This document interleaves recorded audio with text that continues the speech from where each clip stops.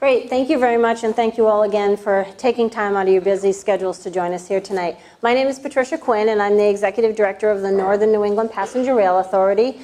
And we planned this event tonight, this open house, to try to get some feedback and input about some things that we can do to improve the Amtrak Downeaster service, and then potentially set the stage for service going forward.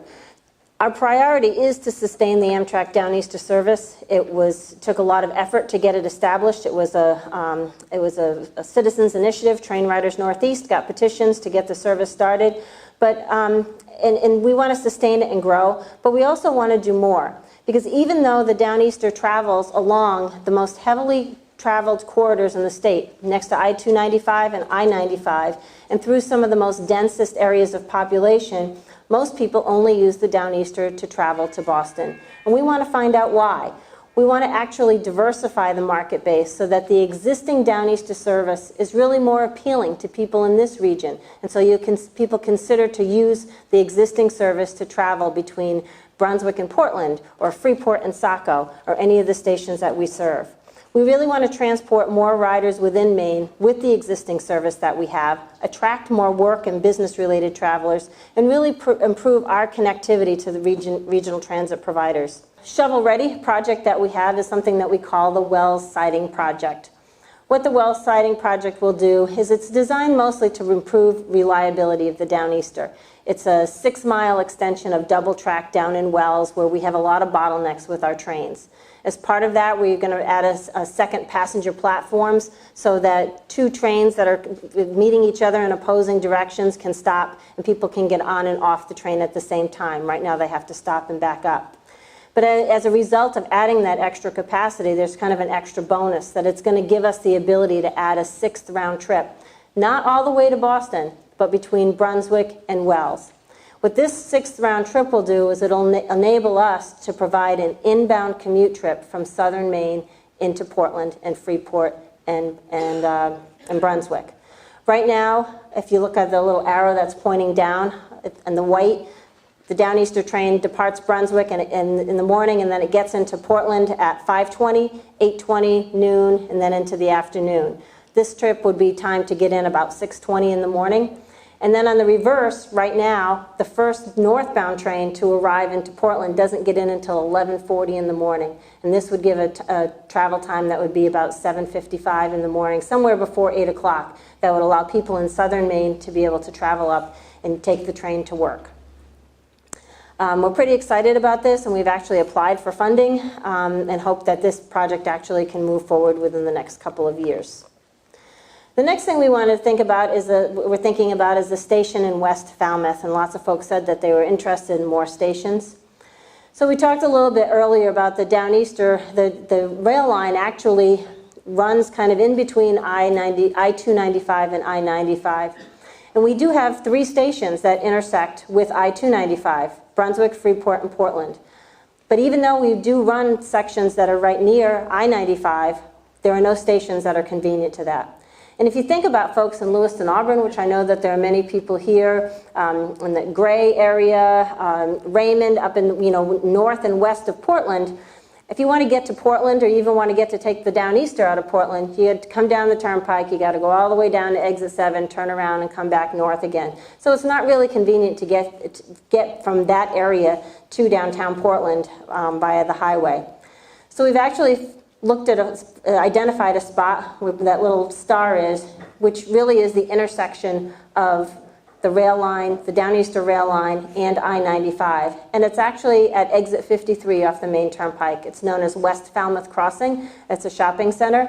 The interesting thing is they're going through a master plan effort there. And the main turnpike is exploring putting in a park and ride in that area. So we're participating along with Maine Turnpike Authority and the town of Falmouth to look at whether a rail station would work in this location. So you can see where there's a Hannaford there, and there's that big parking lot. In yellow, I put where the rail line, and we could put just a simple platform in there. And we think that that would really encourage people that are coming from northwest of 95, the place to get off. And there would be that many fewer cars that would have to travel into Portland to get the Downeaster, or even just to travel into Portland.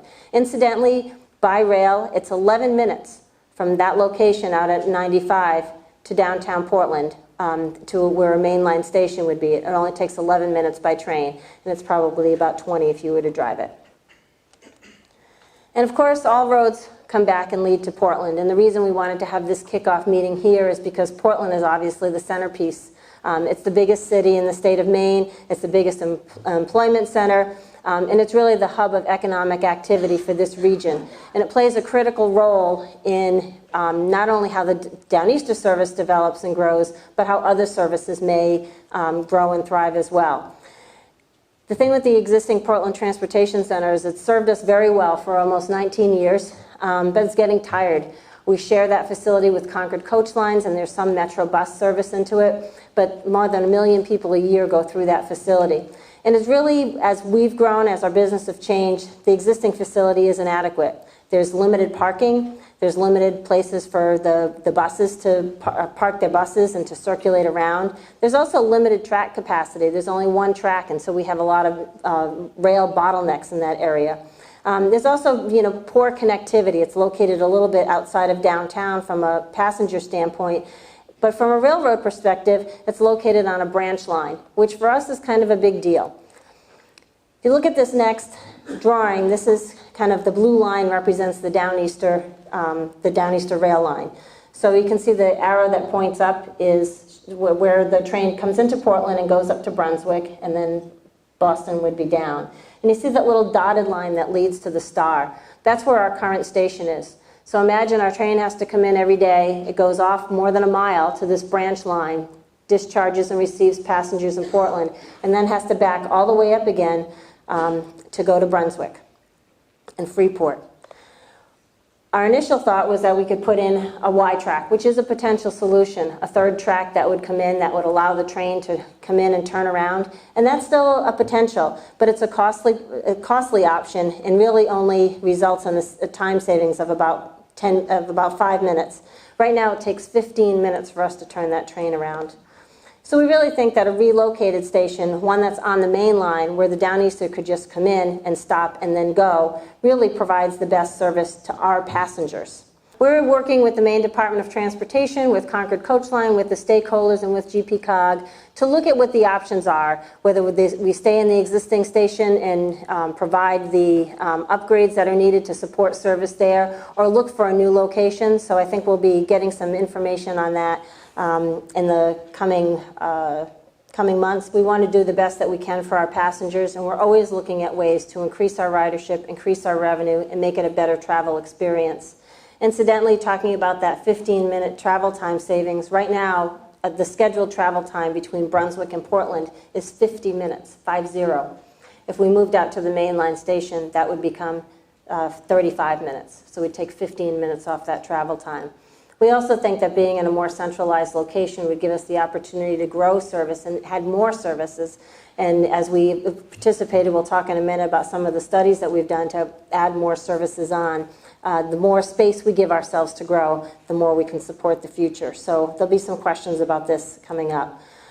We also want to really connect well with the transportation providers, the on-the-ground transit providers, because whether it's a service from Brunswick coming into Portland, if it's a service from Wells coming into Portland, if it's a service from Lewiston, Auburn, or anywhere else that comes into Portland, if people can't get around the city, can't get to their destination, whether it be for leisure or for work, they're just not going to ride public transportation. So we're working very closely through COG, through this Transit Tomorrow planning process with the transit providers to really find locations and schedules that align all of what we're doing so that people are comfortable leaving their car behind knowing that they can get to their ultimate destination. The Breeze and Metro do serve the current Portland Transportation Center, but we don't link up with any of the transit providers that go south. Right now the shuttle bus Zoom goes in a different location. So we really want to try to improve that connectivity. So again, the Downeaster is going through our communities. We want you to be able to ride it, to go shopping in Freeport, or to go play land the beach in Old Orchard. Again, some people use it for that, but the service is there, and we want to continue to grow. And we really want to be an alternative for people traveling to and from this region for work. It's no secret There's a lot of traffic here. We're always looking at ways to try and mitigate that traffic, and we think that some of these projects can help get us to that piece. And again, as we look at going forward, additional services, we've just recently completed a couple of studies. One is the Lewiston Auburn study that looked at the potential for service to Lewiston Auburn. What that exercise told us was that there is a demand for ridership for travel between Lewiston Auburn and Portland.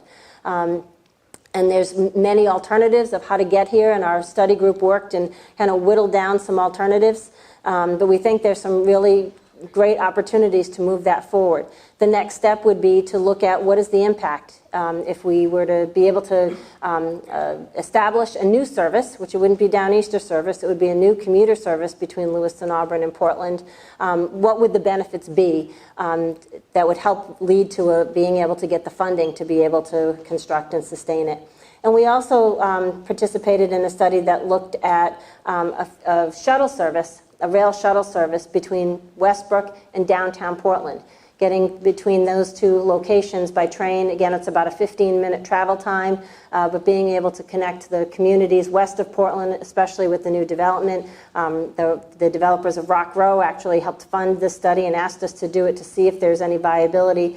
And there's a way to do it, and both of those studies are available on our website, and there are no next steps planned for those at this point in time.